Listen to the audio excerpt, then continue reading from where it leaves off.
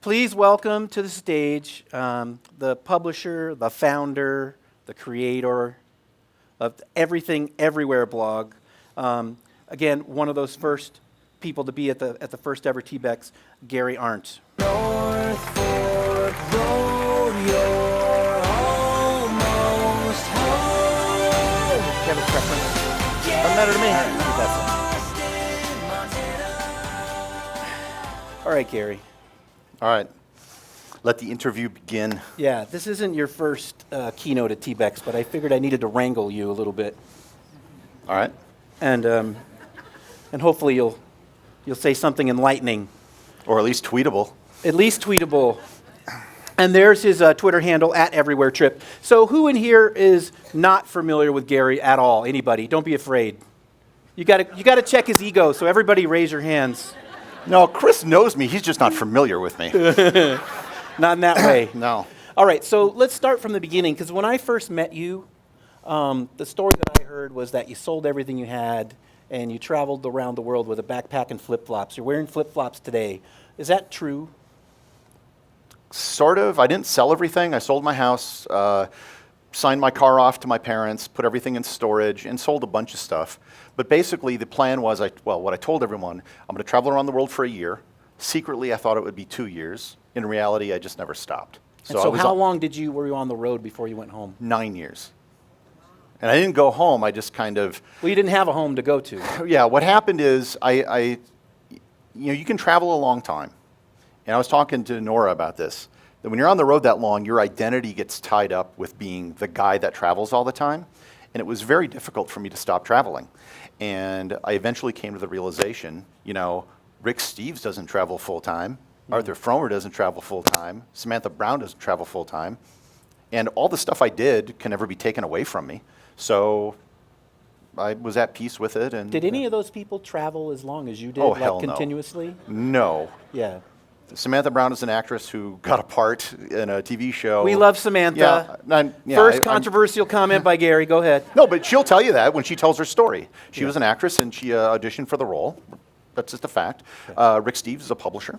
But yeah, they don't rely on traveling full time. And that's the biggest difference. And I've met many travel journalists, many travel writers. They usually had a career in writing first, and then they wound up in travel. Somebody told them, yeah, you're assigned to the travel desk or something like that. Yeah. And with not just myself, but a lot of the people in this room, we are travelers first and foremost. And then we got into writing photography or whatever. And I've spoken with a lot of travel writers and about the business side of things. And I have a business background, and a lot of people I know have been doing this a long time. We had careers before we started doing this. And it turns out the media part of it, the writing and the photography, is easier than the business part. Because I know a lot of very successful travel writers, really great writers, who have had a very challenging time with the business part of this as things have changed. We're going to come back to the business stuff in a minute. But so why did you do it? Boredom. Okay. Okay, so what happened is I started an internet company in the early 90s. I was in the right place at the right time. I was very successful. I sold my company when I was 28 years old. I had a You're company. a billionaire? You and Zuckerberg? Or Yeah. Not that successful? Me and Mark Zuckerberg are like this. Yeah. This is me. This is Mark Zuckerberg. Okay. Facebook, not a sponsor. You're filming this, right? Yeah. All right. Never will be. No, so I was the right place, right time. I had a company, I sold it, and when I sold it to an international company, I conned them into this idea as well, you should let me go to your offices around the world and let me talk about the internet. And so that was my first international trip in 1999. Like a true travel blogger, you talked your way into a trip. Oh yeah. And I started my first blog, my first travel blog in 1999, which was just a small blog for the people in my company. So I went to Tokyo, Taipei, Singapore, Frankfurt, London, Brussels. And so this was in a 3-week whirlwind trip, and that was my first taste of international travel. And to give you an idea, I've been to all these places around the world. I never saw saltwater till I was 21. And that shocked some people. Yeah. But yeah. Well, you're from Green Bay? Close to Green Bay. Okay. About 20 minutes from Green Bay, Wisconsin is where I grew up. Very close to where all the teams stay when they come to play in Green Bay. And you're a psycho Packers fan? No, I am part owner of the Green Bay Packers. Right, yeah. You and how many other people? 250,000. Yeah.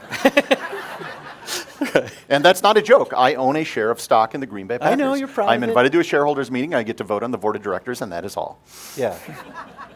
So did you travel around the States before that, or? Yeah, I was a competitive academic debater in high school and college, so I got to travel a lot with that, but it was primarily just going to other universities. That explains a lot. Yeah.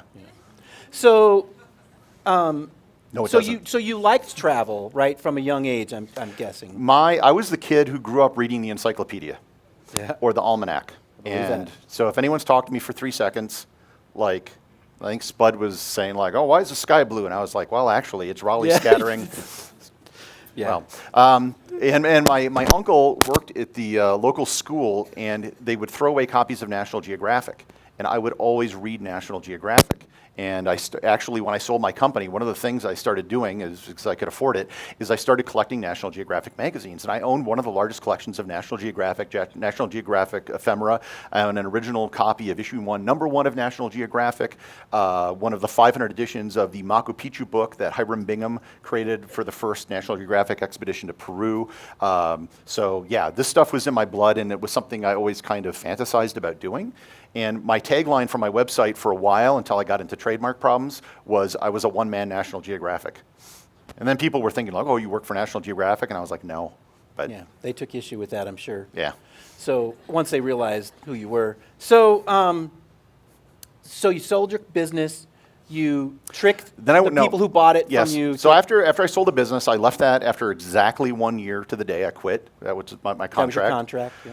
And I started a couple other businesses, and then I went back to school to study physics.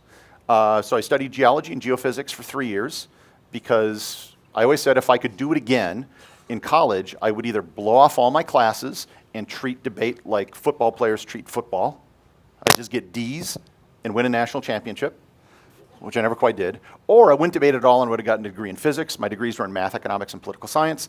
And I realized, well, I could still do the physics thing. So I went back to school for 3 years at the University of Minnesota and studied science. And I was debating getting a PhD in planetary science, going to Caltech. And I talked to some guys who did this, and they said, well, you work for 10 years on a project, and then it blows up in the launch pad, and you've wasted your life. And I saw what the PhD students were going through, and I catched the idea of traveling around the world. Wow. So you're a serious geek, Gary. Yeah. I mean, that's not a bad thing in this crowd, right? So, okay, so Everything Everywhere wasn't your first blog then. When did that start? So because I had an internet background, I started my first website. You can actually go to it now. It's gary.arndt.com. I don't think I've posted there in 3 years, but that was, I would just post random thoughts. I still post, random stuff that I don't want to put on my main website there, but I've been doing that for a very long time. But it wasn't a blog then. It was just my website. We didn't call it a blog. Right, And now I don't like calling it a blog again. right. That's interesting. Well, when you Anybody mention, I don't call myself a blogger. What I'm preferring to do now is to call myself a publisher, because that's what it really is. I have a publication. It's a small publication, but it's a publication. When I asked Dave and Deb about this last year, what do you call themselves? They said, we're bloggers. I would call myself a blogger. And I'll tell you the reason why. Yeah. It's simply to put it in a context that people can understand. Yep. Because a lot of people think, oh, a blogger. Oh, you come and do free stuff for us. Yep. And I want people to know, no, it's a business. And that's the only reason. I'm not embarrassed by the term blogger or anything, but I want people to understand that this is a business. And when I say it is a publication, people get that. I have employees, I have costs, I have things I have to meet. Business. I want to ask the audience a couple questions. So number one, who here does what they do because they love it? If you don't love it, get out. Who here considers themselves a blogger? If I asked you, what are you, you'd say, I'm a blogger. Yeah, not that many anymore. And that's why I wanted to dwell on that for a minute, because we're sensitive to that term, right? This show was started as called Travel Blog Exchange. We're not going to change the name, but it's definitely much more than that. Well, it's also people don't know what that is. Yeah. Like if I meet a random person and I'm with my camera and I'm out shooting and someone says, oh, what do you do? I say I'm a travel photographer, because they get that, right? And then they'll say, oh, who do you shoot for? And I say, well, I own my own website and blah, blah, blah. But travel photographer, they understand. Or they understand travel writer. Travel blogger, they don't understand it. But I've been shifting more and more to publisher because it's more inclusive of all the different things I do. I agree. But, I understand blogger too. Who would That's call fine. themselves a publisher? That'll be more hands. next year. Yep, more hands. Yep. And who are podcasters in the room? Video? Okay. So you're known definitely for your photography now. I would say most people, that's the first thing they mention if they know me, yeah. Yeah, but you've told me, and I think you've told other people, that when you started, your photography was horrible. Yeah, my photos were ass. And this is one of your horrible pictures. Yeah, I don't even know why I took that. Why is that picture so bad? Can't believe we're looking at it. It's sad that I have to tell you why it's bad. Yeah. For starters, the ocean is going downhill to the left. Okay. I guess I was thought taking it a was me. picture of the surf, but it's dead centered, which is something you never want to do. I didn't really zoom in. I didn't really edit it very well. It's too dark in places, too bright in others. It's just not interesting. It sucks. And that was the only thing I had Who going. thinks this picture sucks? Raise your hand. Thank you. Again, he's got a big ego. Raise your hands. No. So what I did is when I started traveling, right, you're getting ready, you make your list, I read 1,000 places to see before you die, I had all these plans, and I went and bought a really expensive camera, thinking this would take great photos. And the only thing I had going for me That's was, all you needed was a good camera. that's what I thought, and that's Yeah. what a lot of people think, because you've seen people travel that have these expensive cameras and they don't know what they're doing. And the only thing I had going for me, not that I knew how to take photos, but I knew that my photos sucked. I had read enough National Geographic to know these are not the photos in National Geographic. So I needed to undergo the process of figuring out how to take good photos. And that was just an incremental process that took several years. So when did you have that realization that you were First week a I was happy traveling. photographer? First week. Okay. So when I started traveling in 2007, I started basically in Hawaii, where that photo was taken. And I began... Yeah, I looked at them the first couple of days and I thought, wow, this is horrible. I got to figure out how to, do better.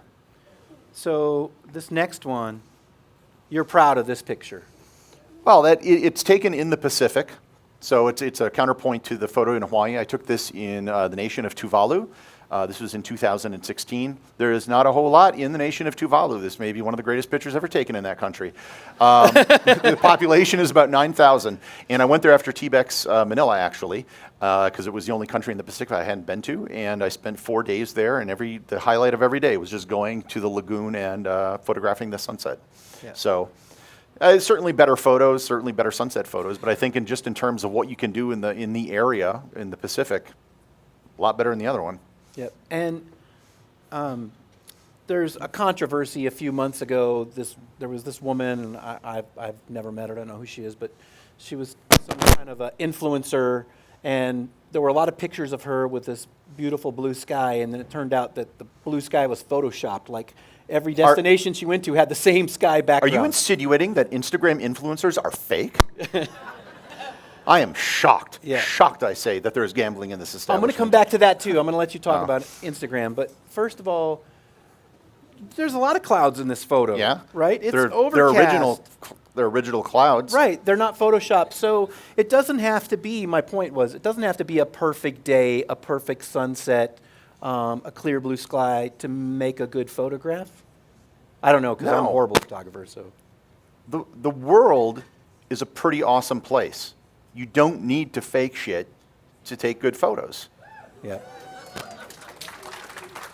And you can do the best in a bad situation. I've been in places where it's raining or the conditions aren't that great, and you can still create something that is interesting, that tells the story of that place, that may make it compelling for people that want to go, even if conditions aren't optimal. Now in this, we had a lot of colors. You got the orange and the blues and the sun, the sailboat and stuff, but yeah.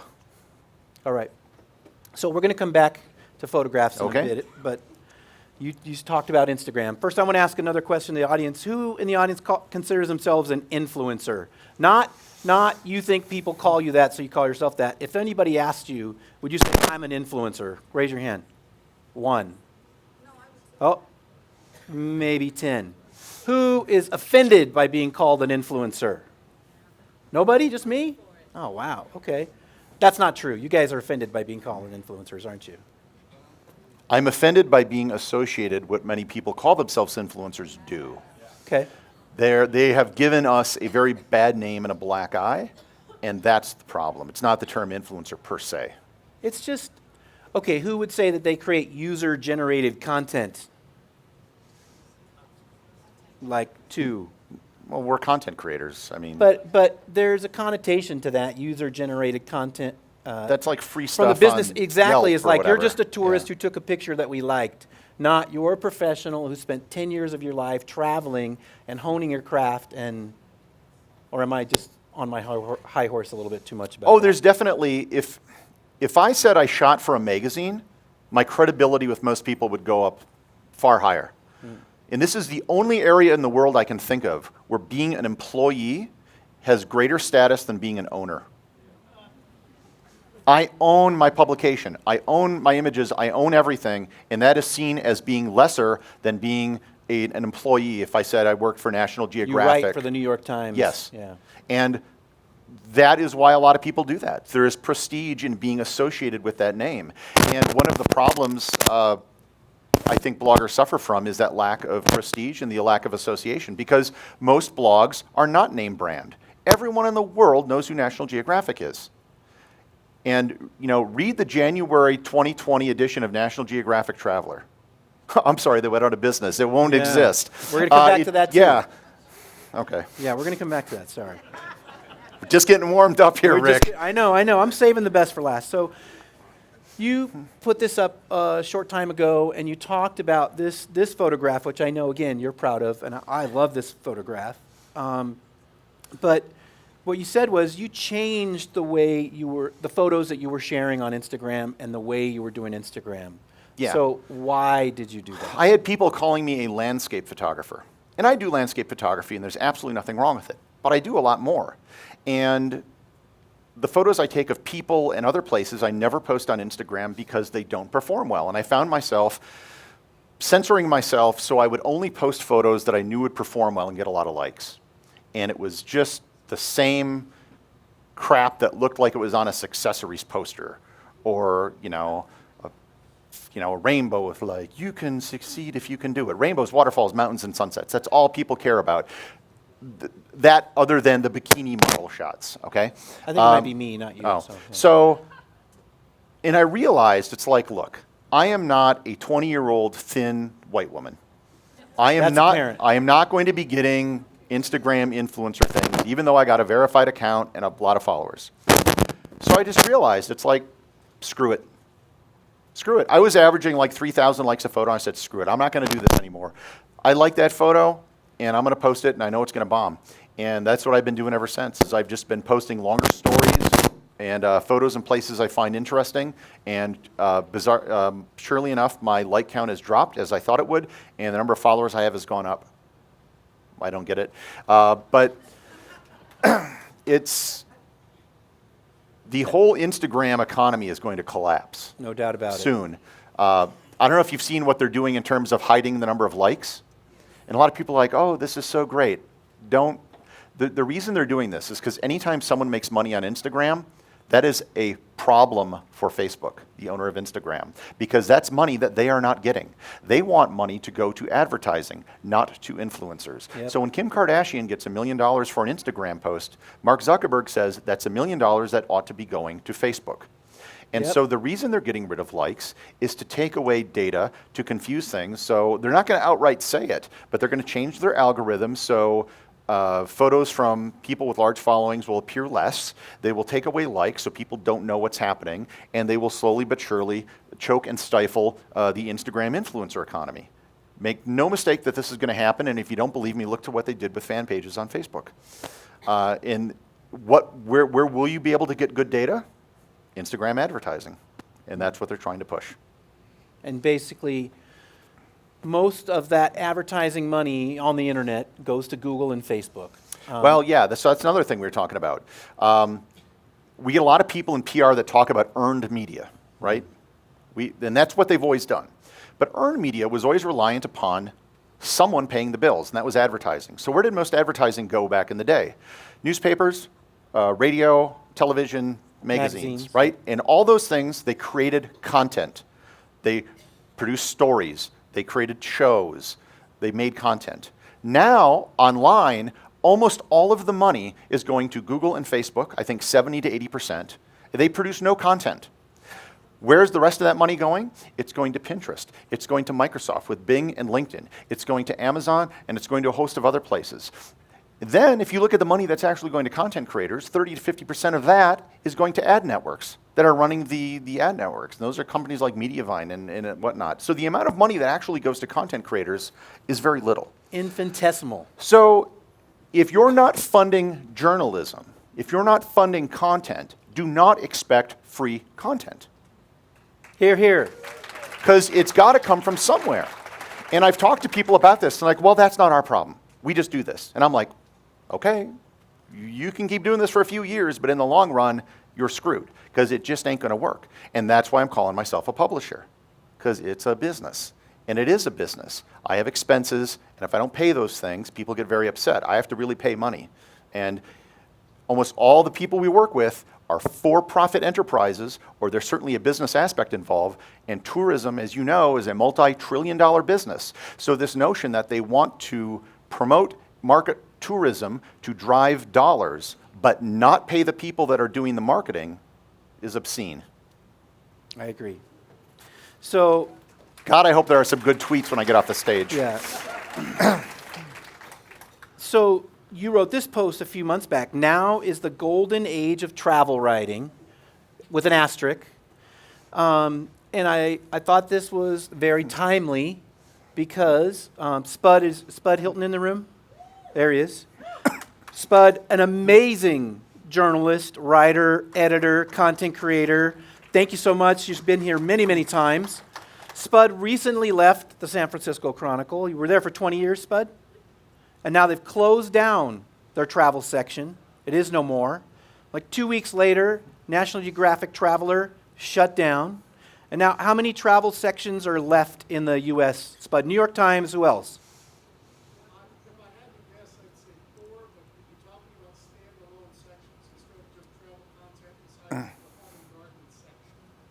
So maybe 4. Maybe 4 travel sections left in newspapers in the entire country.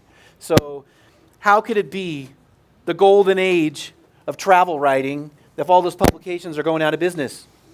Because I'm going to do a quick exercise here. It won't take much time.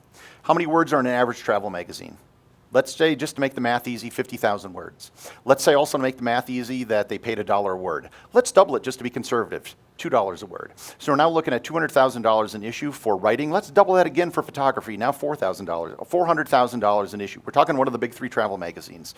$400,000, now let's multiply that by 12. And we're looking at somewhere in the neighborhood of $5 million for content. And I'm being really conservative doubling numbers. It really wasn't close to 5. At its peak, Travel and Leisure magazine was making $150 million a year in revenue.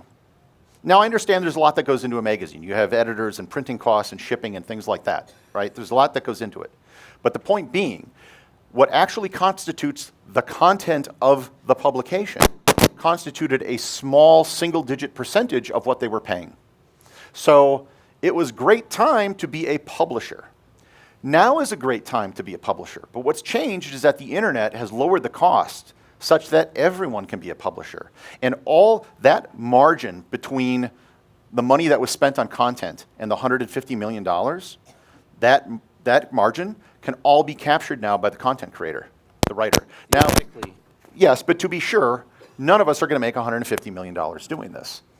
So it's a horrible time to have a $100 million media company. They're all failing, and they all will fail.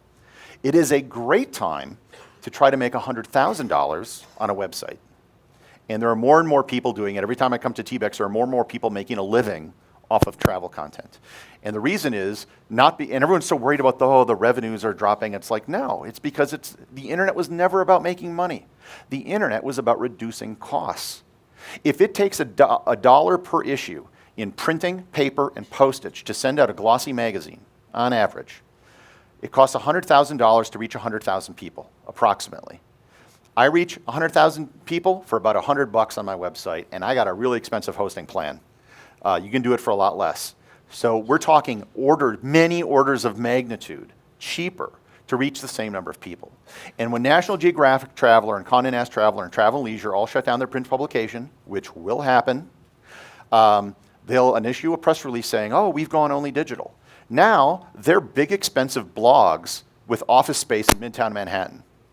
And all of you, how much are you spending on office space? How much are you spending on employees? Yeah, they may get more traffic and they have a better brand name, to be sure. And then they have their own sales staff. But that is a very high amount of overhead. And I assure you that their multiple of whatever they're getting in traffic compared to you is smaller than what they're spending. And successful businesses don't come from revenue, they come from profit, which is revenue minus costs.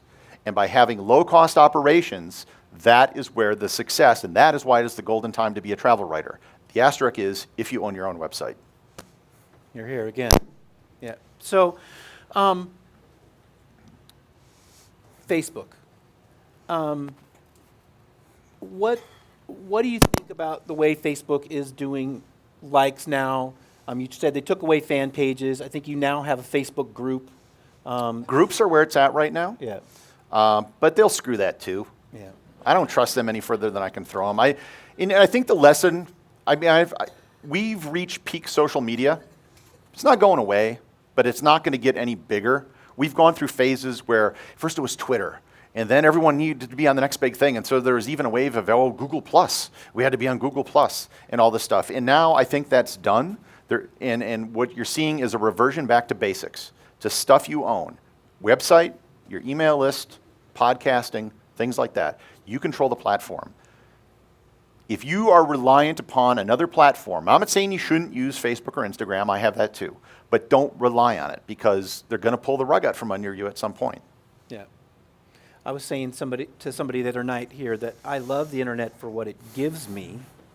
I hate the internet for what it takes from me. So not only do they take all the advertising dollars away from us, they also take all of our privacy. And I think that gets overlooked. The data that they collect on all of us, on all of our audience, and then they take it and they monetize it and they sell it to advertisers. And I understand why people advertise on Facebook. It's a powerful platform. It really is. It's very effective for advertising. I'm not saying don't do it, but it's a platform, right? They're not producing content. There is no expertise, and you just need to be cognizant of that. And for companies that are relying a lot on Facebook and other forms of online advertising like Google, you have to understand what the cost is. The cost is you're letting media die, you're letting journalism die, and you can't expect anything for free. And you're giving more power to those companies that already have these monopolies. Oh, yeah. Yeah. There was just a recent all the 50 state attorney generals have announced an antitrust investigation on Google. I don't know what will happen with that, but... Because, so we beat up on Facebook a little bit, but Google as well. So they've had this new preview on Google when you do Google searches, so where I never even have to click through to your website. For the first time last month, 50% of all Google searches did not result in a click to another site.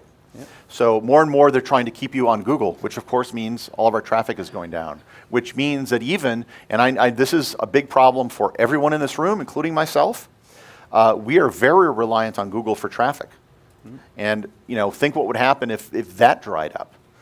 We would all really kind of be screwed. So I think the secret there is to not only be reliant upon, use SEO and stuff, but you also need to be building an email list, and you also need to be building a community and ways that you can reach these people outside of any of these companies. I mean, you have any other ideas on what those ways are? I mean, obviously building your email list, getting people to opt in. Have multiple strategies. Like again, I'm not saying don't use social media, Yep. but social media should never be an end in and of itself. Yep. Use it as a means to build this following and ideally build an email list because that's something you control.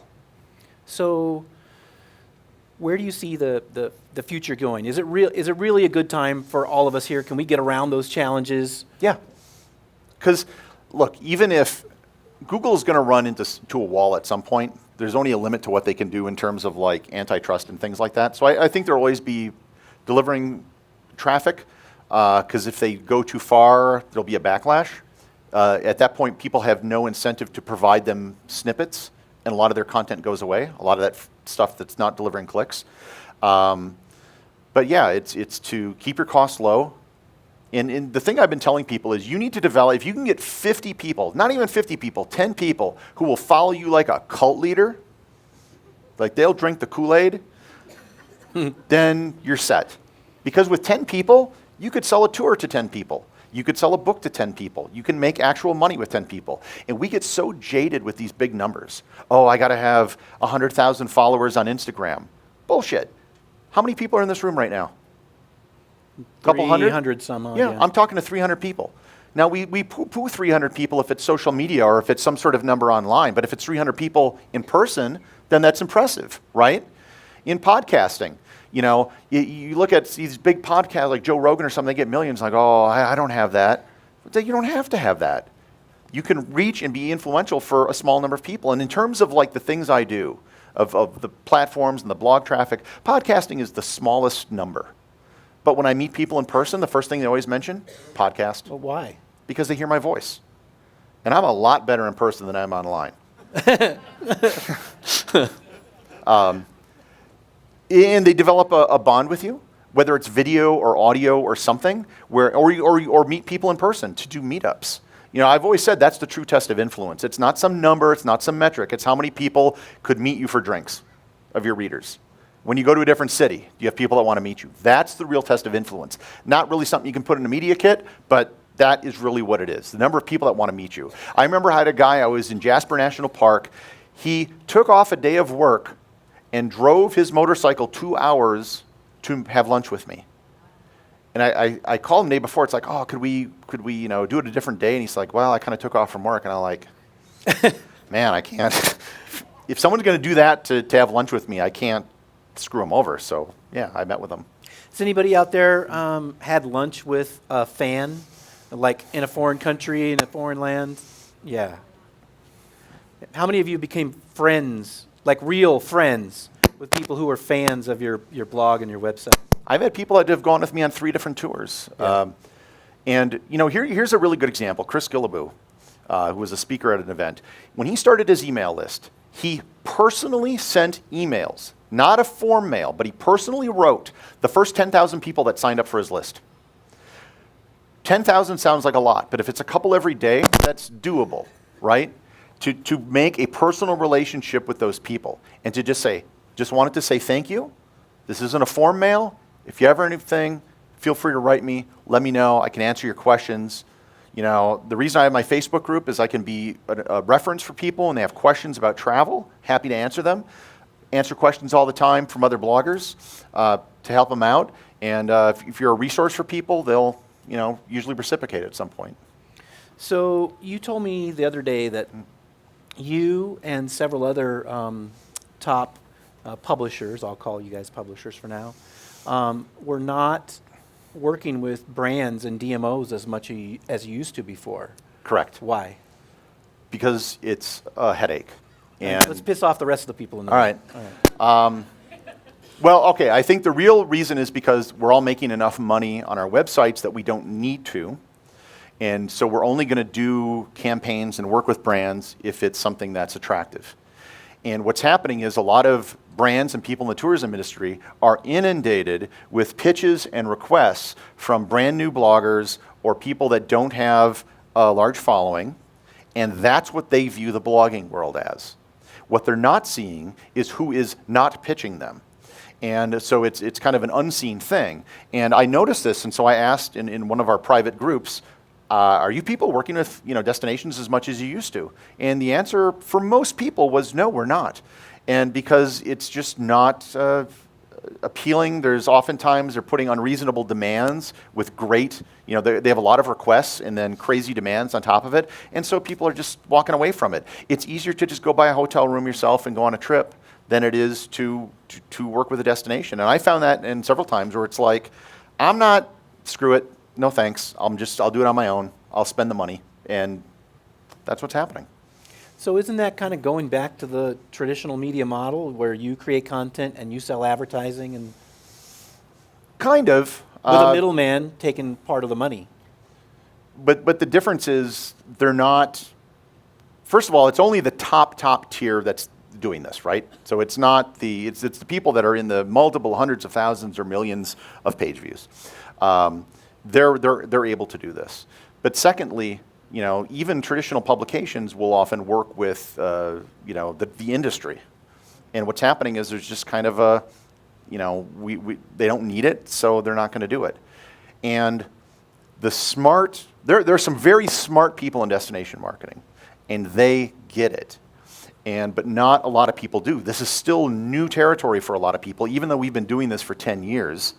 Even though most of the traditional print publications have died, or soon will, they still haven't really warmed up to the idea of how to sell and market something online. And yeah. So we're about to finish up. We'll have some questions. If anybody in the audience has a question, No get one ready. has any questions. Yeah. I'm sure. What advice would you give to those mid-level bloggers or even newer bloggers that are just out there, earning their dues the way that you did so long ago? So I keep a list of blogs on my website, and I've been doing this for a very long time. It's changed recently, but I've been doing it. And what I've noticed is there is about a 3-year window where most blogs fold, right? So we've been to a lot of TBEXs, and a lot of those people from 5 years ago aren't showing up anymore, and they're not blogging anymore. So surviving that to the 3rd year is very important. So a lot of it's just tenacity, and people get frustrated, and you can't give up. Second is to do it smartly. And I also think you need, one of the things you've often heard people say, and this is a mantra in internet marketing, is create good content. What a dumb statement. Of course you got to create good content. It's a tautology. The real trick is developing a reputation for creating good content. And a lot of times, it's considered a self-fulfilling thing. Oh, your post went viral, that must be good content. Not necessarily, but it's something you need to do consistently. And so one of the reasons I focused on really improving my photography was when I started, we were always looked down on by traditional media people. And this was my big FU to them in saying, okay, if you're going to crap on bloggers, that's fine. I know there are a lot of crappy bloggers, but not me. You're not going to be able to lump me in that group. And that's why I went so out of my way to try to take good photos and to win awards and applying for everything, because at least I could say, hey, you're not talking about me. And when you talk about what makes a good blog, what makes a good blogger, a lot of times they talk about traffic or money. And those are certainly metrics for success. I don't want to say that's not true. But I also wanted, at least for me, to have something else to hang my hat on. I wanted to be known for doing something good, making good work, in addition to the business side of things. And so yeah, it was kind of a point of personal pride. And I think it should be a point of personal pride for everyone. You should try to be good. You kind of answered this question, but just to maybe let you add to it, why do you do this? Love travel. Look, if you want to make a shitload of money, do something else. Go do recipe sites, start a porn site, whatever. There's so much more money to be made than travel, right? But when I started, and a lot of the early people, we made nothing. There was no money to be made. I was traveling for 3.5 years before the first person in the tourism industry ever talked to me. It was Juancho Yanda from Valencia. Yeah, it was from Valencia, and he invited me to speak at a conference, and he was pretty up on what was happening online. He invited me, and I went and spoke, and afterwards he said, Gary, my friend, we were so worried. We didn't know if you would be an asshole or what, but man, you were like Steve Jobs up there. It was great.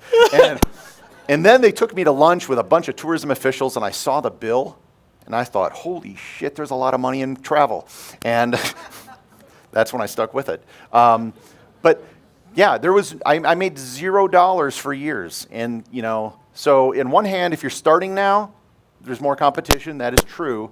But on the other hand, there's a lot more opportunities right away. There's more things available. There was no TBEX. There was no, web hosting's a lot cheaper now. Email, everything else is a lot cheaper. There's courses and stuff available, and none of that was available. We had to figure stuff out, and I made a lot of mistakes. Yeah. And I'm still making a lot of them. So we're going to look at a couple pictures. But who has a question for Gary? Raise your hand. Yeah, I told you. You're right, there's no questions. Oh, Shane does. Go ahead. Yeah, I'm going to shout it. Can you please explain the importance of trust? Explain the entrance of trust. Importance. Okay, there are Did I say that wrong? two things with that.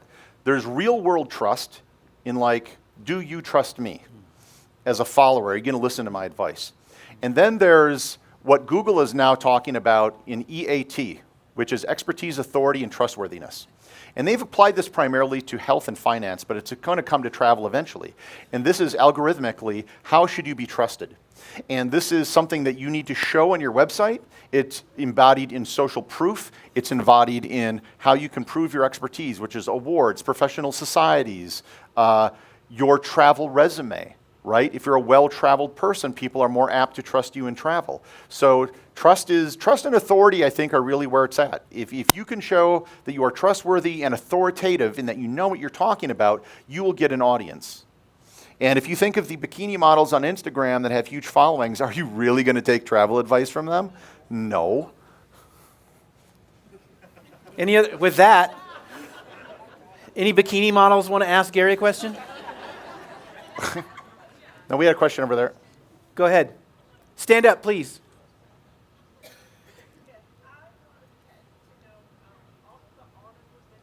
Louder. Louder, please. You could do it.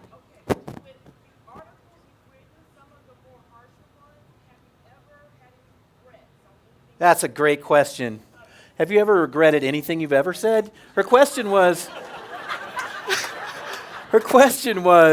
your more harsher articles that you've written. Have Like you ever about the travel regretted- industry and about blogging? Yeah, like about DMOs just now. Okay. The problem is, I'm right. And I'm like frickin' Nostradamus when it comes to this stuff. The short answer is no. But here's the thing: if I'm wrong, and time will prove if I'm wrong, then I'm wrong, right? And certainly I can miscall something. But so far, if you look at what happened to the print industry, it's all going. The timing might be a little bit longer than I thought, but it's also going to happen in terms of large online sites, Vox, BuzzFeed, Mike.com. All of these big sites are trying to structure themselves like a big media company in terms of cost, but ultimately they're an online company. And they're all kind of failing too because they can't justify the high expenses and the high valuations they've gotten from venture capital. No way. Definitely. The Culture Trip, which is kind of a travel site, valued at $100 million, it's going to be for sale in 2 or 3 years. Yeah. Yeah. Over here, back in the corner. Hi, I have a question. Okay. You were asking about, or you made a statement about women posting photos of their bikinis on Instagram That's, yep. and people not taking travel advice from them. I post bikini photos on Instagram. You're in trouble, Gary. I'm a digital nomad. I travel full time, and I also write about my travels. Why wouldn't people take advice about travel from me because I post photos of my bikinis? All right, Gary. Why shouldn't people take advice Fair enough. from this lovely bikini model Well, let me ask you a question. who's obviously also No. a travel expert? Fair enough. You might be the greatest expert in travel, but the bikini often takes away from it. Why? Because they're only seeing the bikini. TBEX might be does not right. endorse. TBEX does not endorse the opinions of Gary Arndt. Well, time will prove if I am right or wrong. And I'm not saying a His bikini opinions model are his own. can't be a travel expert, but I am saying, oh, obviously. But the point is they can be attorneys or brain surgeons. But when you look at the comments I see on every single one like this, they're not talking about travel. They're talking about the model. And the model it's like the Sports Illustrated swimsuit edition. It doesn't matter where they shoot it because it's the same thing. You're not buying the issue because, I want to learn about the Bahamas. It's because I want the bikinis. Is that from the male gaze or from the female gaze? I don't know. The point is, maybe it is male. I am male, obviously. But then again, the audience in for a a lot of bikini, these thankfully. things do tend to be male, or they tend to focus on the fashion aspect of it. Not in my community of 30,000 women. Okay, she's got you, Gary. All You right, lose. well, Gary, if has it works been for proven you, wrong. that's great. Thank you. So hold on. So just to move on. So obviously you're controversial, Gary. All right. Really? Yeah. Is there is it good to be controversial? Is that, I'm on stage. yeah. That's a Donald Trump answer. Yeah. Oh, we're not going to talk any politics. We're already getting too close. Look, I mean, I have a take. Yeah, She disagrees with me. She's absolutely justified in her disagreement. absolutely. I have no problem with that. She's smarter than And you. she can say, Gary, you're full of shit, and I can prove it. And, oh, okay. She just did. Yes, ma'am. Give her a round of applause. No, but one or two counterexamples, I don't think negate the entire trend that we all know what I'm talking about. Right. Right?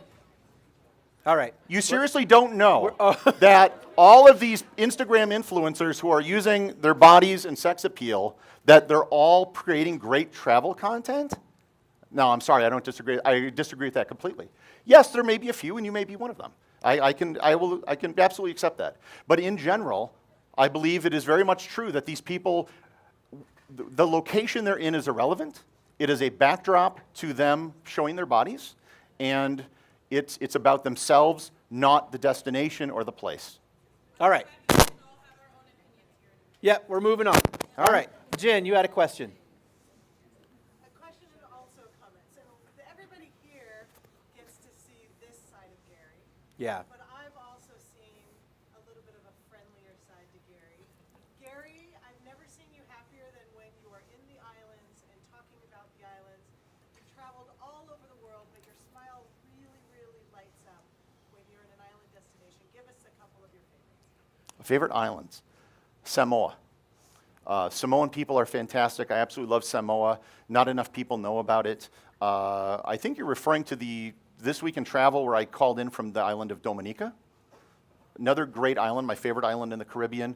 No beaches, but doesn't matter. It's just such a wild place, very green, very lush. The island of St. Helena. That's where Napoleon was exiled. It is off the coast of Africa.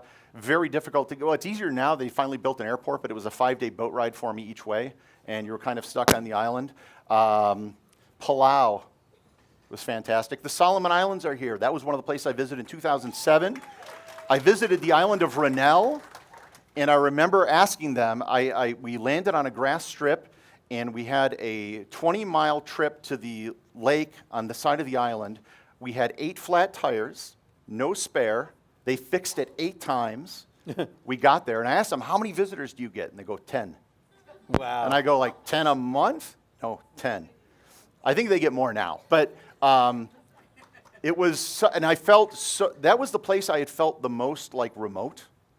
And it was, I don't know if any of you talked to the folks at Solomon Islands, but it's not a well-known place, but that is what makes it special.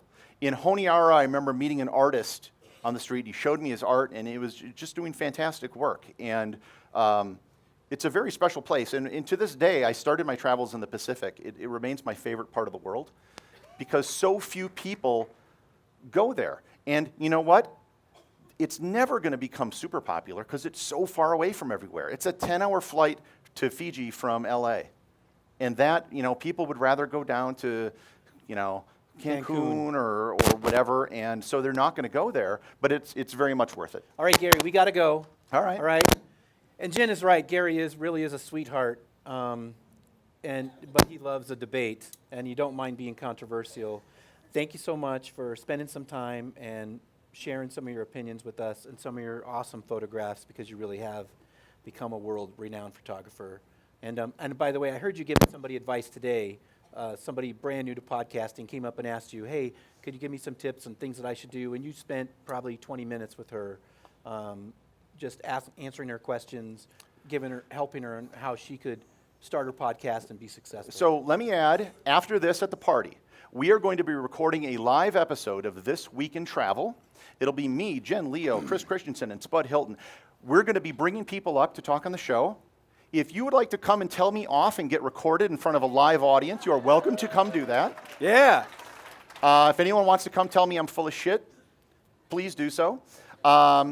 But this we're is, going to. this is like the anniversary of. Yes. So 10 years ago, at the very first TBEX in Chicago, I met Chris and Jen, and we were having drinks in Chicago, and I had this idea of a podcast. So I said, "You want to do it?" And Chris had his podcast, and we kind of did it. And 10 years later, we're still doing it. And you know how much money we've made on This Week in Travel? Zero. $0. It's awesome. For 10 years. So we actually got our first advertiser. Good for you. So, Congratulations. yeah, So but- it can be done. We're going to be in the patio at the event. Come on by if you just want to watch. Come on by, have a drink. We are going to be drinking, and that always makes for a better podcast. Awesome. So, Thank you, Gary. All right, thanks. Please give him a big round of applause.